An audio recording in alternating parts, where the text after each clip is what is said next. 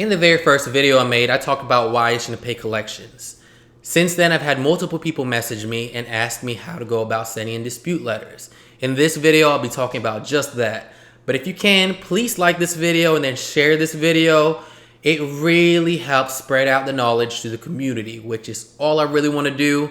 And you'll be surprised at the number of people that message me from your social circle that will never talk to you and say that they messaged me, just because credit is such a taboo thing still to talk about up to this day.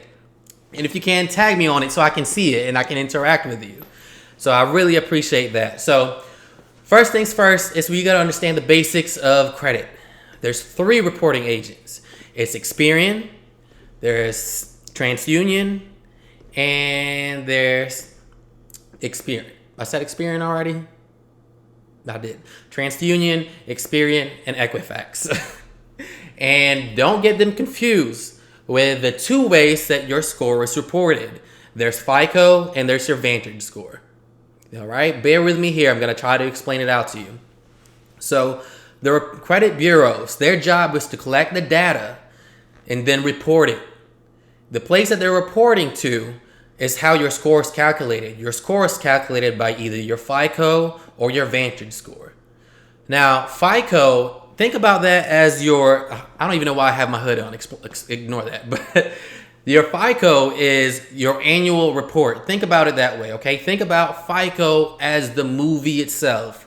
Vantage score is what you see on Credit Karma. Vantage score is like the trailer leading up to the movie. It takes snapshots of your credit as the month goes on or between months. It just really depends on when it wants to take the snapshot. But FICO is your annual, it's all 3 of your reports added together, and it's calculated in however way they calculate it, which I'm not going to go into this video, but that's what that is. So when you go to the bank, what they generally pull is your FICO score. So that's why it's important for you to know that. So before you move further, you have to set up a Credit Karma or CreditWise or whatever credit monitoring that you want to use. That's your Vantage score.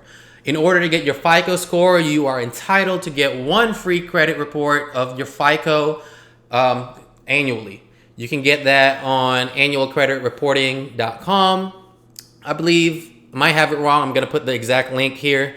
And also, you can go get it on MyFICO, and you can pay for that as well. I personally suggest you go ahead and invest in paying for that to monitor your FICO score, because why not? Especially if you have big investments that you're planning for, like getting a house, getting a car. That's what they're going to be looking at.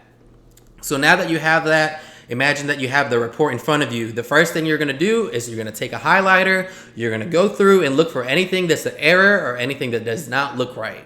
The easiest thing to get off your credit report is fraud.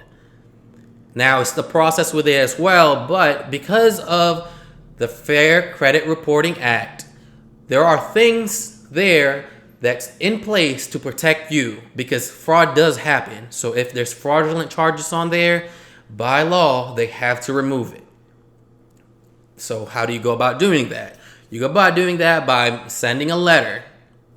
Sending a letter to the credit bureau, sending a letter to the original the debtor, and the collection agent. Now, before you move further, you have to realize what is it that's on your report that's inaccurate, and what is it that's in error.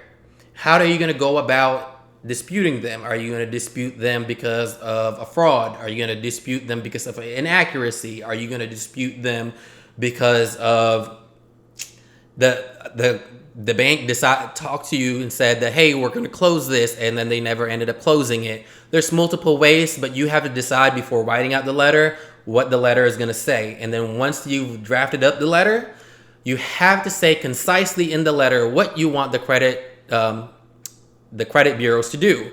Also, what the original debtor is supposed to do. You have to say that on there. You have to get straight to the point. Just think about it as that the place that you're writing to, it's going to hit someone's desk, and they're a regular person just like you with multiple letters to read throughout the day. Okay, so you have to make it as concise as possible, make it as accurate as possible. The other thing is that there are multiple templates online. Multiple. Do not use them at all. Don't use them. because these credit companies, they have technology that'll catch stuff that are templates or things that they ran into before. It's actually called the eOscar system, but we're not going to get into that. But the eOscar system or whatever technology that they use will catch it. So don't use that. I like to tell people, think about it as you're writing another coworker at work on an email. It doesn't have to be super professional, but it does have to be concise to the point, and it has to be direct. It has to still have its meat and bones in there. You know what I mean? So just think about it like that. And if you can, handwrite it, because of the fact that you are jumping through the system. If you have a handwritten letter, that means it's going to jump straight through that technology that they have so that they won't catch it.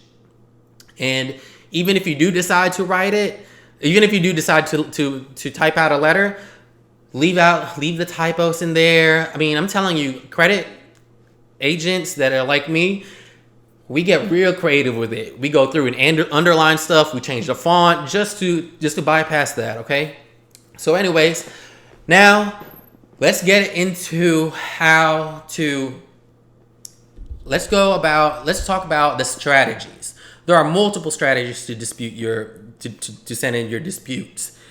What most credit agents like to do, we like to go with the stacking method. The stacking method is pretty much spamming. It's the exact same thing that they do, that the collection agents do to us. It's the same exact thing the collection agents do to us, okay? So we're fighting back. Instead of them spamming us, we're spamming them back. And the reason for that is, again, because of the FCRA, which is the Fair Credit Reporting Act.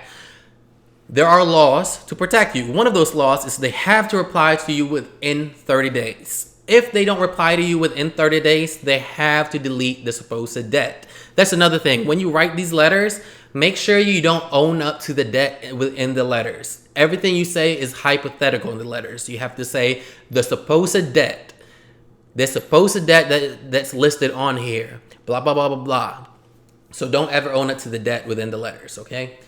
And in the letters, you have to say reply within 30 days due to the Fair Credit Reporting Act. Failure to respond to this letter within 30 days will result in automatic dissolution or deletion of any supposed debt. And then we send out those letters as often as possible. You're going to send them out as much as you want, as often as possible, every day if you can. And every single one of these letters, you're going to send in certified mail.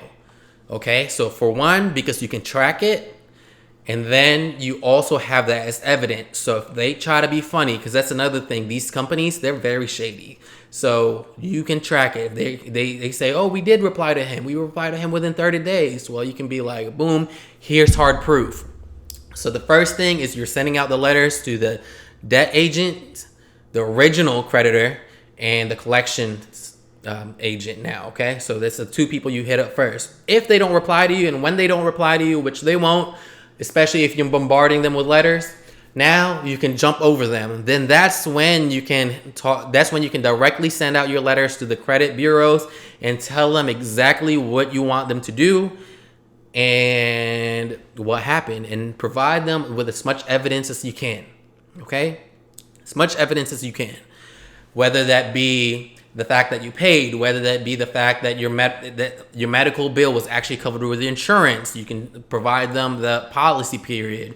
You can provide them with whatever you may have, because it depends on whatever your debt is. So with that, after you hit the credit bureau, that should be that. But remember, when you send out the letter to the credit bureau, you have to send out to all three reporting credit bureaus: TransUnion, Equifax, Experian. All three of them, okay? You have to make sure that they're talking to each other, because these places, they don't have your best credit in mind. They don't. You know who they have in mind is the businesses. That's who they're looking out for, not you. But listen, I know it sounds overwhelming. So if you have any questions, please message me. I know I might not be the best person to follow along, so it might be a little confusing. But hey, you know what? I figured I beat a guy in a suit talking to you on YouTube who can't relate to you.